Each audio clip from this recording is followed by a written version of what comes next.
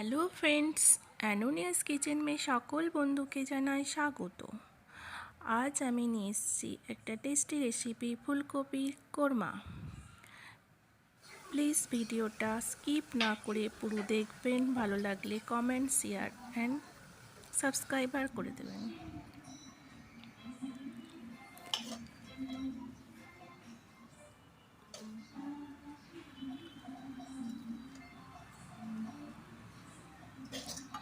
ফুলকপি এই রেসিপিটা বানানোর জন্য আমি এখানে একটা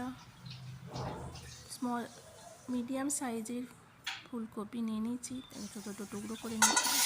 এবার আমি কপিগুলোকে গরম জলে ভাপিয়ে নেব। তাতে আমি 1 চামচের মতো নুন দেব।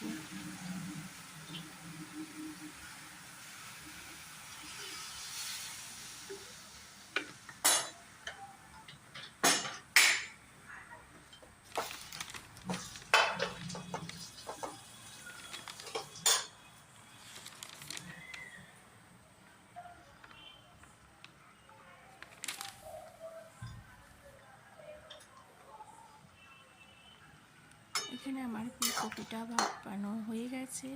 এবার আমি এটা ছেঁকে নেব।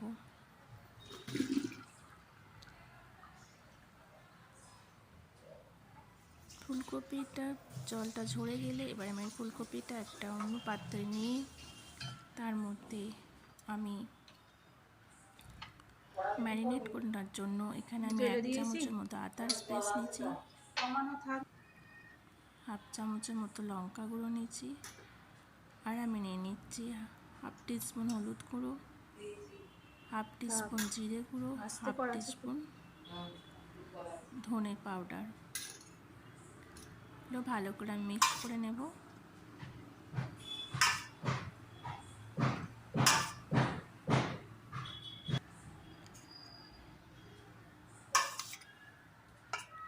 এগুলো আমার ভালো করে মিক্স করে নেওয়া হয়ে গেছে। এবার আমি এর মধ্যে 1 টেবিলস্পুন মতো সর্ষের তেল নিয়ে নেব। নিয়ে তারপর আমি এটা ভালো করে আবার মিক্স করে নেব। দেখুন আমার মিক্স করা হয়ে গেছে। এবার আমি এখানে পেস্ট বানানোর জন্য আমি এখানে নিয়ে নিয়েছি পোস্ত, কাজু বাদাম, কিশমিশ আর চালমগজ। 4 চিজকে আমি কেটে নিয়েছি। এবার আমি 2 চামচ তেলে 1 চামচের মতো এখানে ঘি অ্যাড করছি। এবার আমি দিয়ে দেব ফোড়ন।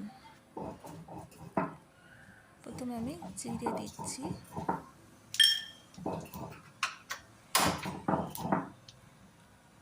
এখানে শুকনো লঙ্কা, এলাচ, দারচিনি আর তেজপাতা।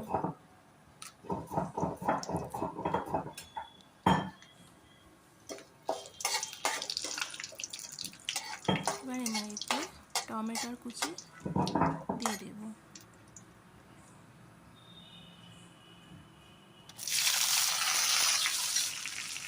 এটা 2 মিনিটের মতো হালকা নাড়াচাড়া করে নিয়ে এর মধ্যে আমি দিয়ে দেবো 1 চামচের মতো আদা বাটা।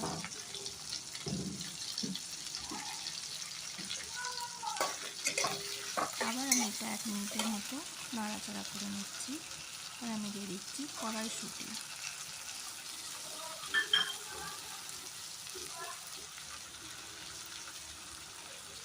হালকা নাড়াচাড়া করে এখানে আমি দিয়ে দিচ্ছি শুকনো লঙ্কার গুঁড়ো 1/2 চামচের মতো। আর আমি দিয়ে দেব 1/2 টিস্পুন ধনে জিরে পাউডার। এবার আমি যে কাজু, কিশমিশ, চালমগজ মিক্স করেছিলাম সেই পেস্টটা দিয়ে দিচ্ছি। দিয়ে এটা এবার আমি ভালো করে কষিয়ে নেব।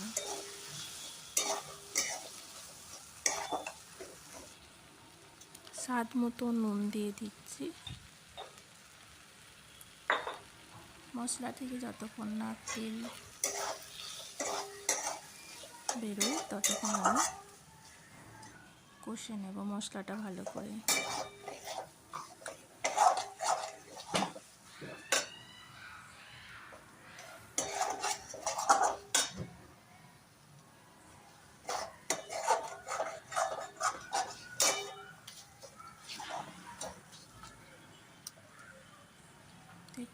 আমার মশলাটা কষা হয়ে গেছে। আমি এবার ফুলকপিগুলো, মশলা মাখানো ফুলকপিগুলো অ্যাড করে নিচ্ছি। নিয়ে খানিক 2 থেকে 3 মিনিটের মতো এটা আমি কষিয়ে নেব।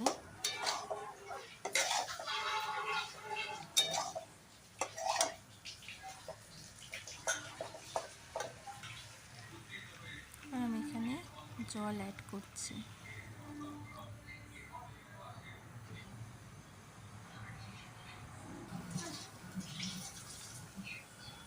আমি দিয়ে দিচ্ছি গরম মশলা আর হাফ চামচ ঘি ওপর থেকে দিয়ে দিলাম।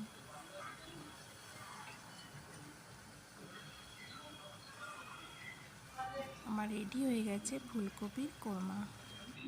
আর এটা আমি সার্ভ করে দেব।